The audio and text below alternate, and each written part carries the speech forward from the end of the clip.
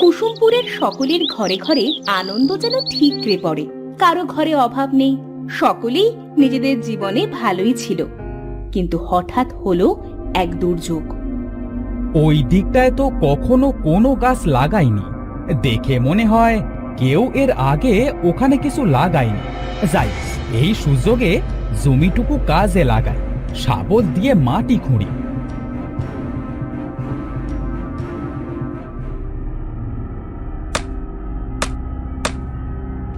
এ কি কি যেন বেজে উঠল? এ কি, এ তো একটা ঘোড়া। মাটির ঘোড়া পেয়ে বিকাশ খুশি হবে নাকি ভয় পাবে বুঝতে পারছে না, কারণ সেই সময় ভয়ানক ছায়াদের ঘোড়ায় বন্ধ করে মাটিতে পুঁতে রাখা চলছিল। বিকাশ ছোটবেলায় এমন অনেক গল্প শুনেছে দাদার কাছে। তখনই তার বোন পিকু এসে হাজির। কি রে, তুই এখানে এভাবে বসে আছিস কেন? এ কি, এটা তো একটা ঘোড়া, কোথায় পেলি রে? এই মাটির ভেতর থেকে পেলাম। চল চল, খুলে দেখি, ভেতরে নিশ্চয়ই কোনো গুপ্তধন আছে।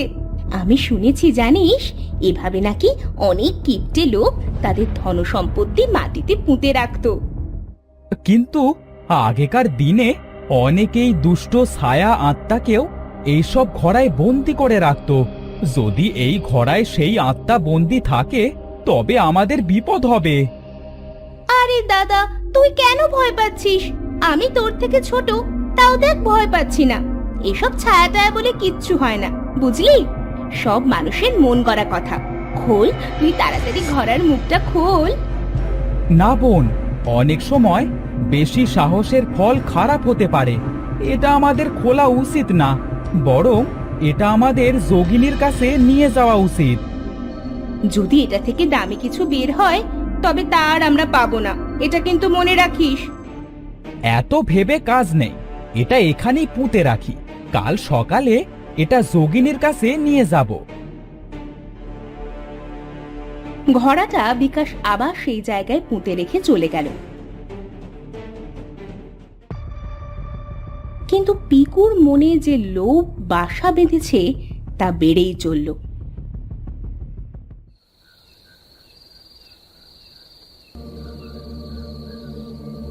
সন্ধ্যায় যখন সকলেই তাদের ঘরে চলে গেল, তখন পিকু কি করলো দেখুন।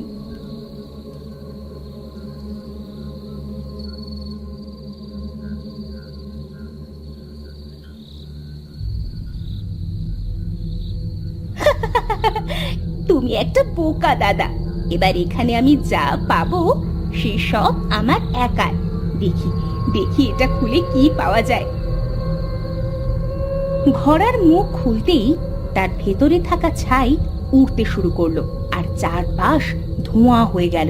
কিছুক্ষণ পর ধোঁয়া কেটে যাওয়ার পর পিকু দেখতে পেল সেই ঘোড়ার ভেতর কিছু হাড়গোড় আর একটা বড় হীরের আংটি। ইস, এই যে দেখি মানুষের হাড়। ধুর, মনে হয় কোনো মরা পোড়ানোর পর হাড় এখানে রেখে দিয়েছে। ভাবলাম কোনো মূল্যবান কিছু। আরে এটা কি, কি যেন চকচক করছে না? ও মা, এটা তো একটা আংটি। নিশ্চয়ই নিশ্চয়ই এটা সেই লাশের। এটা তো মনে হচ্ছে অনেক দাম। যাই যাই, বাড়ি যাই। আংটি পেয়ে মহা খুশি হয়ে পিকু সেই আংটি নিজের হাতে পরে নিল।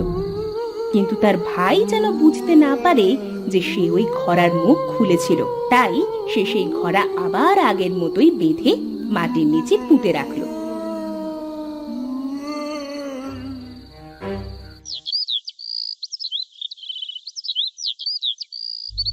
পরদিন বিকাশ সেই ঘোড়া নিয়ে গেল যোগিনীর কাছে। যোগিনীমা, যোগিনীমা, আমাদের সাহায্য করুন, চোখ খুলুন যোগিনীমা। চোখ খুলুন যোগিনীমা। কি হয়েছে বল, কেন এসেছিস আমার কাছে? এই ঘোড়াটা মাটির নিচ থেকে পেলাম, এই ঘোড়া খোলবার সাহস পাচ্ছি না। আপনি এই ঘোড়া দেখে বলুন এটা অভিশপ্ত কোনো কিছু কিনা। দেখি, এ কি সর্বনাশ! এই ঘোড়া তোরা কেন উঠিয়েছিস? আমি সবজির বাগান করতে গিয়ে মাটি খোঁড়বার সময় এটা পেয়েছি। এটা কিসের ঘোড়া মাতা? এটা এটা একটা সর্বনেশের ছায়ার আত্মা। বসে এনে মারতে না পেরে শেষে আমার বাবা এটাকে ঘোড়ায় বন্ধ করে বাগান বাড়ির কোনায় পুঁতে দিয়েছিল। এটা খুবই জানক ছায়া আত্মা। এ কি বলছেন যোগিনী মা? এবার কি হবে? তোরা এটার মুখ খুলিসনি তো? না মা, আমরা এটার মুখ খুলিনি। তবে ভয় নেই, এটা যেখানে ছিল সেখানে পুঁতে দিয়ে আয়, আর কখনো এটা তুলবি না। আচ্ছা যোগিনী মা।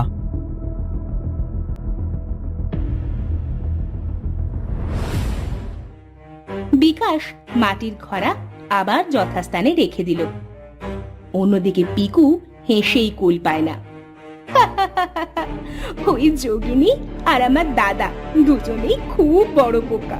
এসব ছায়া আত্মা বলতে কিছুই হয় না। নির্ঘাত যোগিনী ওই ঘোড়া রাতে চুরি করার ধান্দা করছে। কিন্তু লাভ নেই, সে কিছুই পাবে না, কারণ আংটি তো আমার কাছে। বোকা মহিলা।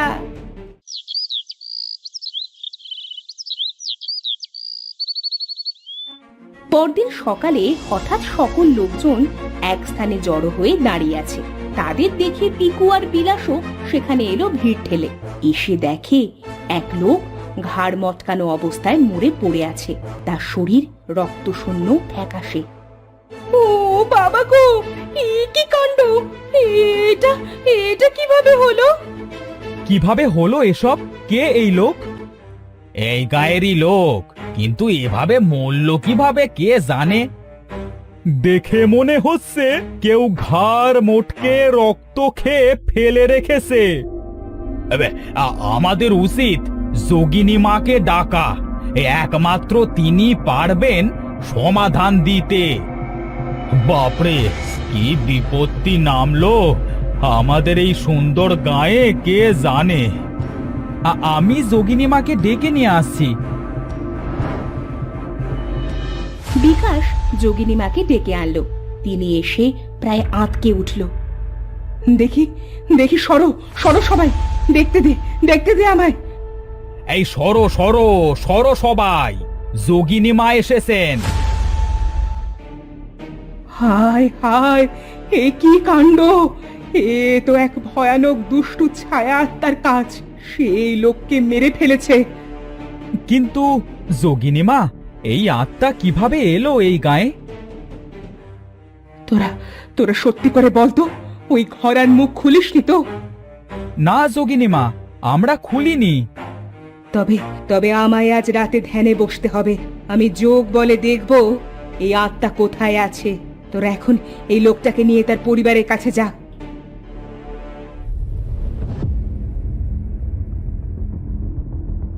সকলে চলে যাওয়ার পর পিকু এবার বেশ ঘাবড়ে গেল। সে এতদিন খুব সাহস নিয়েছিল, কিন্তু আজ এক লোকের মৃত্যুতে তার এই সাহস ভেঙে গেল। ঘরে গিয়ে আংটিটা বের করে একা একা কথা বলতে লাগলো সে। কি যে হচ্ছে! আচ্ছা, এই যোগিনী মায়ের কথাই ঠিক নয় তো? আমি তো এই ঘোড়াটা খুলেছি, এবার কি হবে? আমার কি বলে দেওয়া উচিত সবাইকে? না না, এখন কাউকে কিছু বললে সকলেই আমাকে বকবে। আমি কাউকে কিছু বলবো না। ঘুমিয়ে পড়ি বাবা। রাতে পাশের বাড়ির মালতী তার এক হাঁস খুঁজে না পেয়ে বাইরে খুঁজতে লাগলো। হঠাৎ সে দেখলো পিকু লাল চোখে তার সামনে দাঁড়িয়ে আছে। পিকুর চোখ বেয়ে পড়ছে রক্ত। সামনের দুটো দাঁত বড় হয়ে গেছে রক্ত চোষার মতো। পিকু, তুই তুই এখানে এভাবে? কি রূপ তোর পিকু? পিকু নই আমি হলাম ছায়াত্মা। আজ তোর কার মোটকে রক্ত খাবো।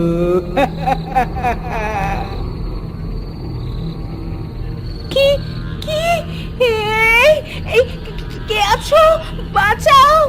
পিকুর পিকুর ঘাড়ে ভূত ভর করেছে, বাঁচাও! কে আছো?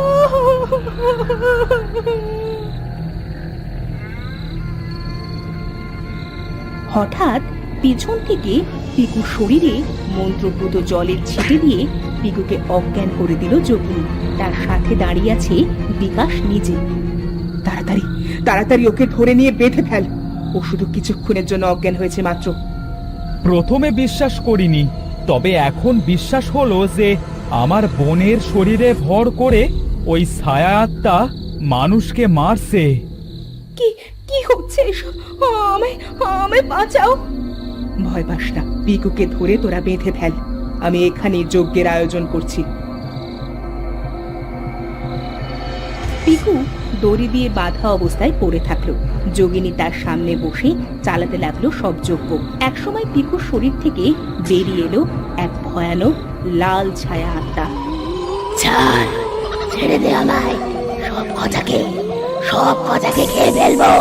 ছেড়ে দে বলছে। তুই এই মেয়েটার শরীরে এলি কিভাবে?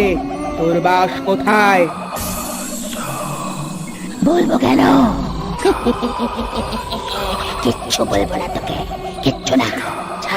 ছাড় বলছে, ছাড় বলছে। সবার আগে তোকে খাবো।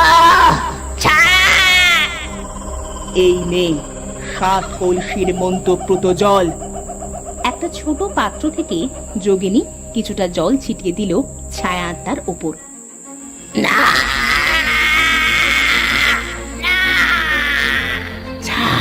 ছাড় আমায়, ছেড়ে দে।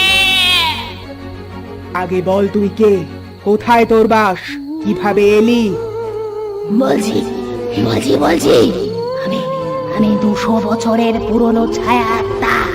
যখন যাকে পেতাম ধরে রক্ত চুষে খেতাম। একদিন এক বুড়ো এসে আমায় ঘোড়ায় বন্দি করে ফেলে মাটির নিচে রেখে দেয়। সেদিন ওই ছোকরাটা মাটি খোঁড়ার পর এই মেয়েটা এসেছিল, এসে এই ঘোড়াটা খুলেছিল। যদি কোনো ছায়া আত্মাকে কেউ ঘোড়ায় বন্দি করে তবে কোনো মূল্যবান বস্তু দিয়ে বন্দি করতে হয়। আমার ঘোড়ার মূল্যবান বস্তু হলো ওই মেয়ের হাতের আংটিটা। ওটাই আমার শক্তি। বিকাশ, ওই আংটি পিকুর হাত থেকে এক্ষুনি খুলে নে, আর ওই ঘোড়াটা নিয়ে আয়।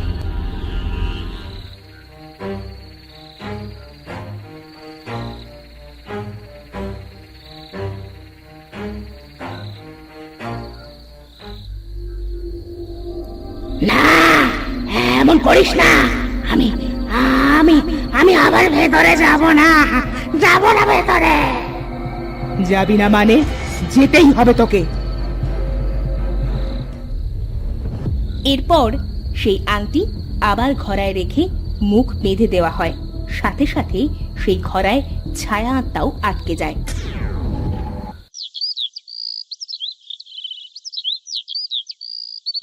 এবার সেই ঘোড়া নদীর মাঝখানে পুঁতে রেখে আসে বিকাশ।